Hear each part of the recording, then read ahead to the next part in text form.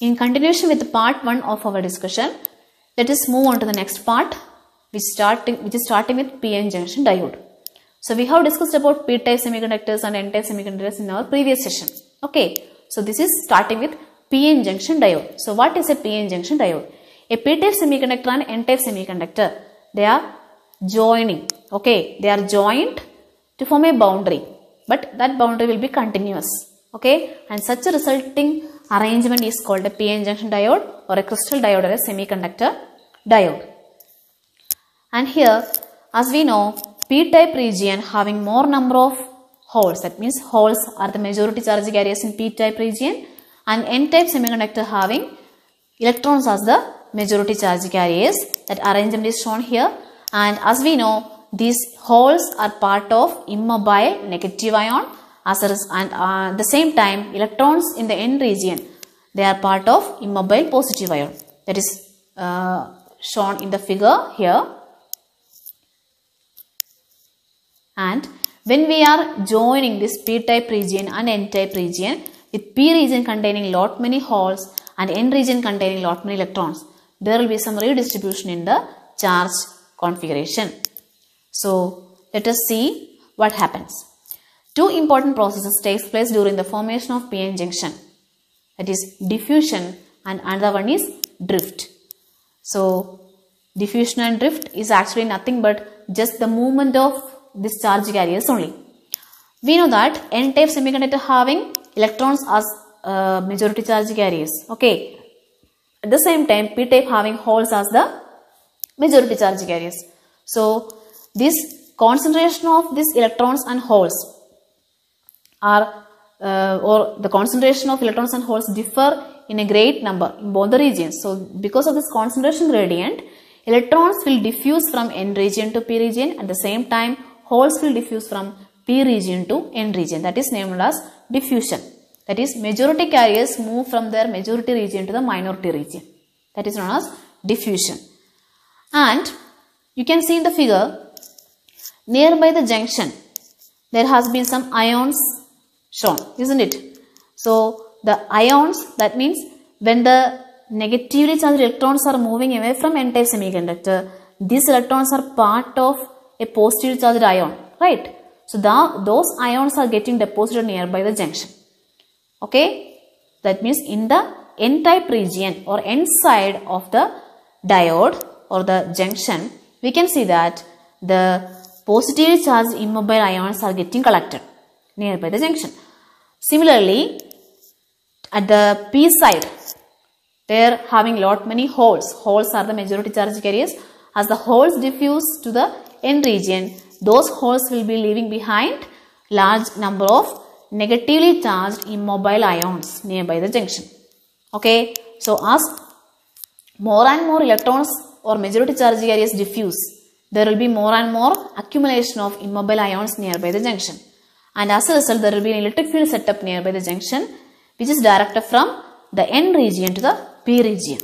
And because of this electric field, there will be drift of minority carriers. As you can see, electron will be drifting from the minority region to the majority side, and at the same time, holes will be drifting from the N region to the P region. So electron diffusion and the hole diffusion is the process which happens immediately after the junction is about to, or the junction has been formed. And because of the diffusion only, there will be an electric field developed nearby the junction, which is for the drift of the minority charge carriers. So always remember, diffusion is happening for the majority charge carriers. At the same time, drift is happening for the minority charge carriers from the corresponding region.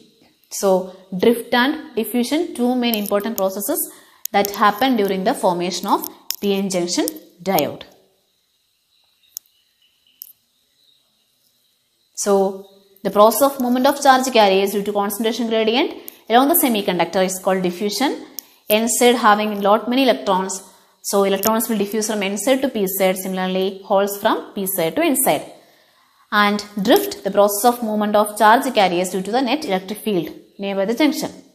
Okay, so electric field is directed from N side to P side. Therefore, electron drift from P side to N side. Now you can see near the junction there is accumulation of immobile ions, right? So, and also there is a development of electric field nearby that junction. So that particular region containing such immobile ions, that is acceptor and donor ions, that region is known as depletion region, because this region is devoid of any mobile charge carriers. That means movable charges are not there. So that's why the region is named as depletion region. Okay, and only immobile charges are present in such region, hence it is also called space charge region.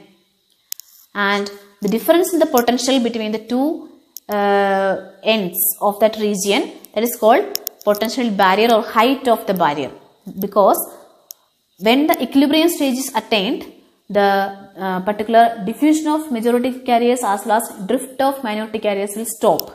Okay, and there will be a potential developed which is acting as a barrier, which will not allow further movement of charge carriers across the junction. Okay, so when the PN junction has been formed, there will be a potential barrier which is acting, or that means a potential or voltage developed near the junction, which is acting as a barrier for the flow of charge carriers across the junction. Clear? It is acting as a barrier, that potential developed. Hence it is named as potential barrier or barrier height, height of the barrier. Clear?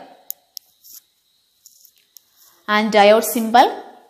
This is a symbol of diode having N region, P region. The N region and P region we have to denote with such a symbol. Okay, anode and cathode. Now we can study how we can supply, or we shall give some external energy in the form of electric field to such a PN junction diode formed. So first one is forward bias. Forward bias means the positive terminal of the battery is connected to the P region and negative terminal is connected to the N region of the PN junction diode. Okay, such an arrangement is called forward bias.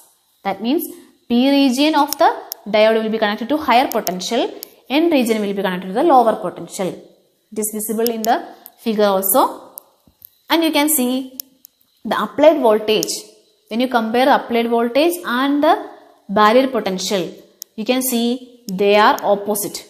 Applied voltage will be always opposing the barrier potential or the height. That means the barrier height. Okay. In forward bias, since the applied voltage is opposing the barrier potential, the holes from P side and electrons from N side can enter into the depletion region. That means the holes which are majority charge carriers in P side, they will be reaching the other region which is or where they are minority carriers. Okay. Similarly, electrons, even though they are majority charge carriers in N side, they will be reaching the other region which is a minority, where they are minority carrier, isn't it? That's why it is mentioned minority carrier injection. Okay. So because of the applied voltage, minority carrier injection happens in the PN junction diode, and since the charge carriers are able to move or cross the junction, the potential barrier and width of the depletion region decreases. In the case of forward bias, the potential barrier decreases, and as a result the barrier reduces, means automatically large number of charge carriers can cross the junction. So hole current as well as electron current will be adding up, giving rise to a net current in the circuit. And if we increase the applied voltage, again the potential barrier will be reduced and majority charge carriers can further diffuse across the junction, giving rise to a large current. And one main point, the resistance of PN junction will be very small in the case of forward bias. That means it is allowing the charge carriers to flow. Hence, in forward bias, the resistance of the junction will be reducing considerably. So current will be flowing through the circuit. So it is acting as a conductor in this case. Which one? The PN junction diode is acting as a conductor when it is forward bias, because the applied voltage is opposing the barrier potential, thereby reducing the width of the depletion region, and hence more amount of charge carriers are able to cross the junction, thereby it is acting as a conductor. Now forward characteristics of PN junction diode. when we connect, that means this is a circuit which we use for practical purpose. We want to study about the characteristic nature of PN junction diode. That means the VI characteristics, voltage and current, how they are related in the case of PN junction diode during forward bias. So as you can see, the particular battery has been connected to the PN junction diode in forward bias mode, and there is a voltmeter connected parallel to the diode, and also there is a milliammeter in the circuit, milliammeter to measure the current, because in forward bias mode the current will be in the milliampere range. And when we study when we plot a graph of the forward voltage versus current, we can attain a graph like this. That means you can see up to a particular voltage there is no current in the circuit. Okay, after a particular voltage only the current in the circuit increases, isn't it? And that particular voltage, that means the forward bias voltage required for a diode to conduct, is called threshold voltage, or is also called cut-in voltage or knee voltage. Okay, so it is a voltage above which the current increases very rapidly with the applied voltage. Okay, so the threshold voltage or cut-in voltage or knee voltage. That is the forward characteristics of PN junction diode. Now the next kind of biasing, reverse biasing. So in forward bias we have connected P region of the diode to the higher potential and N region to the lower potential, and here it will be in a reverse way. That means P region will be connected to the lower potential, that means negative terminal of the battery, and N region will be connected to the positive terminal of the battery. Then it is the junction is said to be reverse biased. So here we can see that the applied voltage and the barrier potential both are in same direction. In other words, the applied voltage is supporting the potential barrier, thereby increasing the barrier. Okay, applied voltage is same direction as the barrier potential in the case of reverse bias. So therefore the majority charge carriers are pulled away from the junction because the width of the junction is getting increased, barrier is getting increased. So no charges are able to cross the junction. Okay, so potential barrier and width of the depletion region increase.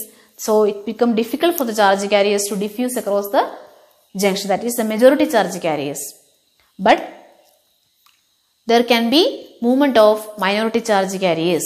Okay, even though resistance of the junction is very large, in reverse bias mode resistance of the junction increases considerably, hence no diffusion of the charge carriers is possible, majority charge carriers is possible, therefore diffusion current will not be there.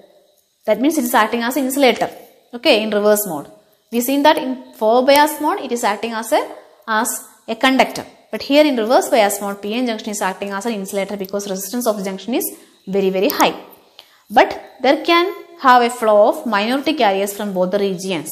Because of this particular applied external field, the minority carriers can cross the junction, giving rise to a very minute drift current which is of the order of microampere.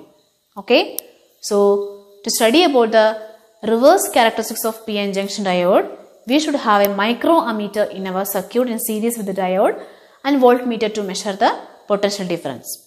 So here the P region of the diode has been connected to the negative terminal of the battery. At the same time N region has been connected to the positive terminal of the battery. Now the reverse characteristics, that means reverse voltage, the applied voltage versus the current in the circuit. So there also you can see that there is a particular voltage called breakdown voltage beyond which the current increases very sharply.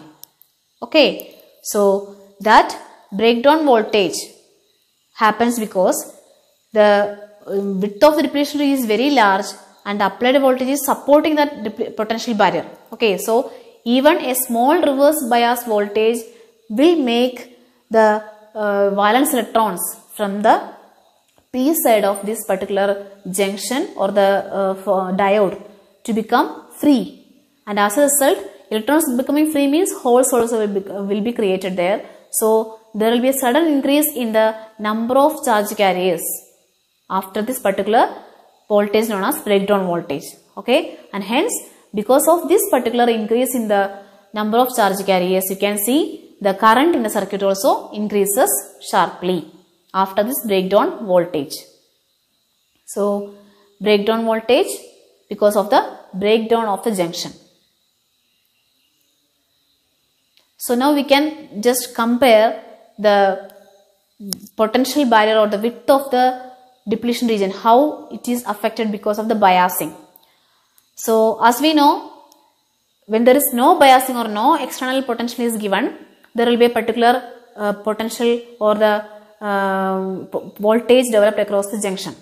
But when we have for biasing, the applied voltage is opposing this potential barrier, thereby decreasing the barrier height.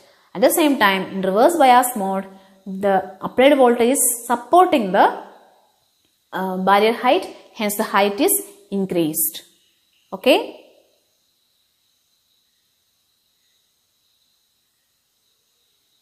Now, application of this PN junction diode, very important application.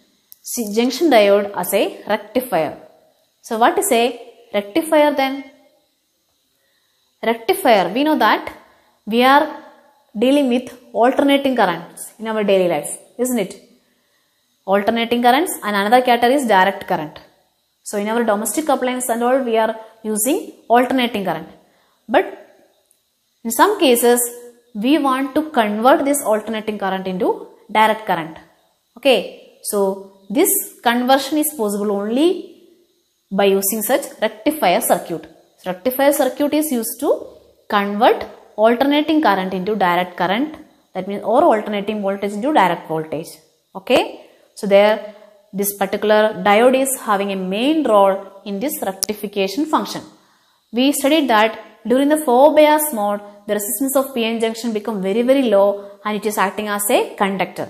At the same time, in reverse bias mode, the resistance of the junction is considerably high and hence it is an insulator. So using this particular property of junction diode, we can design a rectifier circuit. Again, the rectifier circuit are of two types. First one is half-wave rectifier. In half-wave rectifier, as the name indicates, one half of each AC input cycle is rectified. We know alternating current AC is in the form of cycles, isn't it? So here in half-wave rectifier, only one half of each cycle, input cycle will be rectified. I mean, only one part, only one half of this AC input will be converted into corresponding DC. Okay. So when the PN junction diode is forward biased, it gives little resistance, and when it is reverse biased, it provides high resistance. So here this is a half-wave rectifier circuit.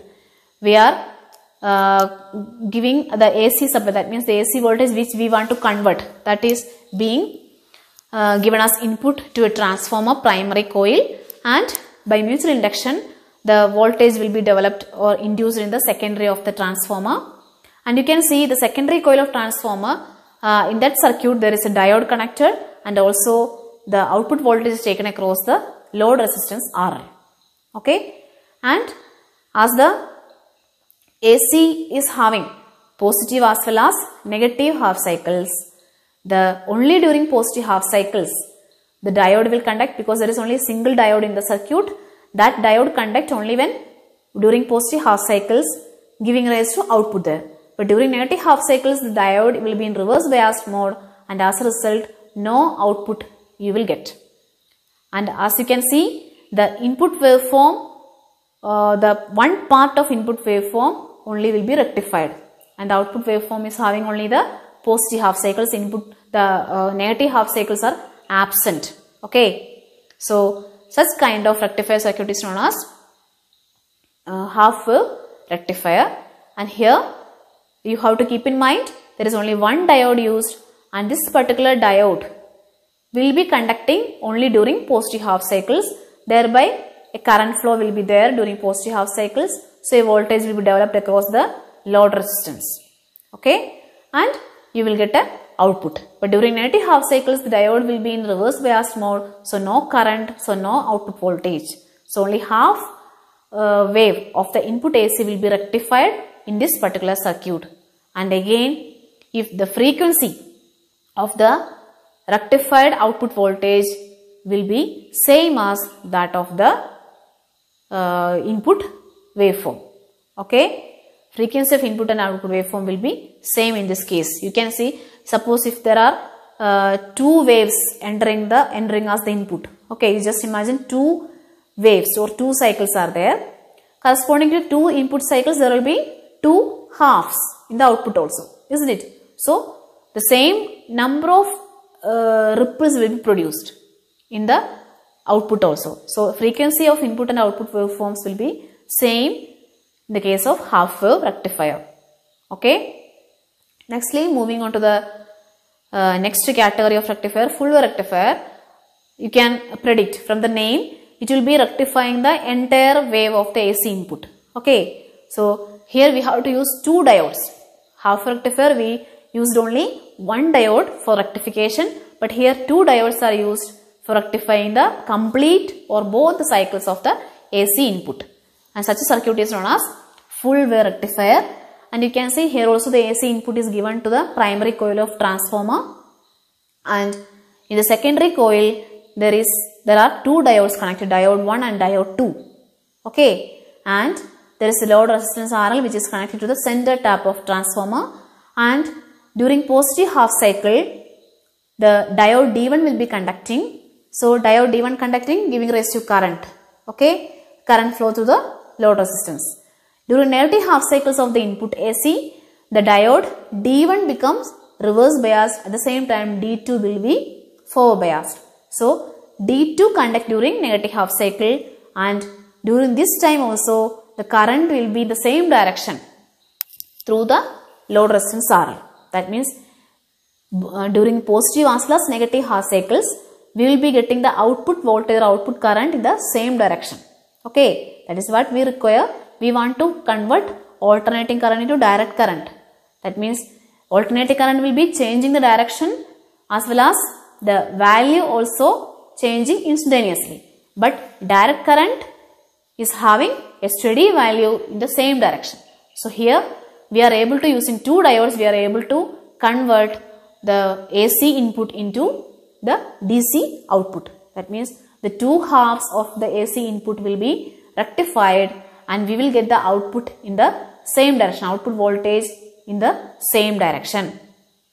So the input and output waveforms for full wave rectifier, as you can see, during the positive half cycles D1 diode 1 conduct and giving rise to output. During negative half cycles diode D2 conduct giving output. So we are having a complete wave getting rectified using full wave rectifier, and here the frequency of the output waveform is twice that of the input waveform, isn't it?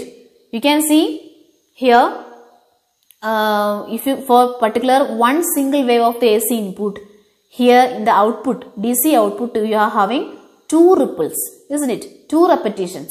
So one single wave gives two repetitions or two ripples at the output. So the output waveform frequency will be twice that of the input waveform.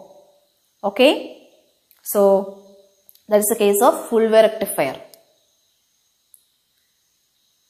Now here using rectifier we have made the input voltage into a single direction. Okay. But still it is in the form of ripples only. It is not having any steady value. So here we are using a capacitor to filter out these ripple components and to make it a perfect DC voltage. So let us see how this capacitor is helping us to make or eliminate the particular ripples from the rectified output. So the main function of this capacitor filter is to allow the AC components and block the DC components of the load. So filter circuit output will be a stable DC voltage.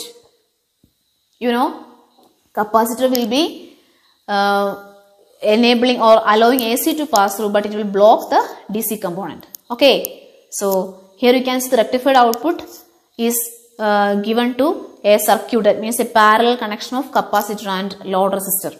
Okay, so here this capacitor is having the role of filter, that is filtering out the ripples from the particular input, I mean the rectified voltage. So this circuit RC, that means the filter circuit RC is having a parameter called time constant. Okay, so we can adjust the time constant, that is the product R into C will be the time constant of this filter circuit RC filter circuit, and if we adjust by adjusting the values of time constant, we can change the rate of discharge of this particular capacitor. You know, when you are giving a voltage to a capacitor, it is getting charged up. Okay, but here there is a load resistor connected parallel to the capacitor, so capacitor can discharge also through that particular resistor. Okay, but here we will be controlling this rate of discharge of this particular capacitor by adjusting the time constant of the circuit. Okay, so the capacitor will be connected parallel to the power supply so that AC is filtered out and DC will reach the load. So here, this is shown here.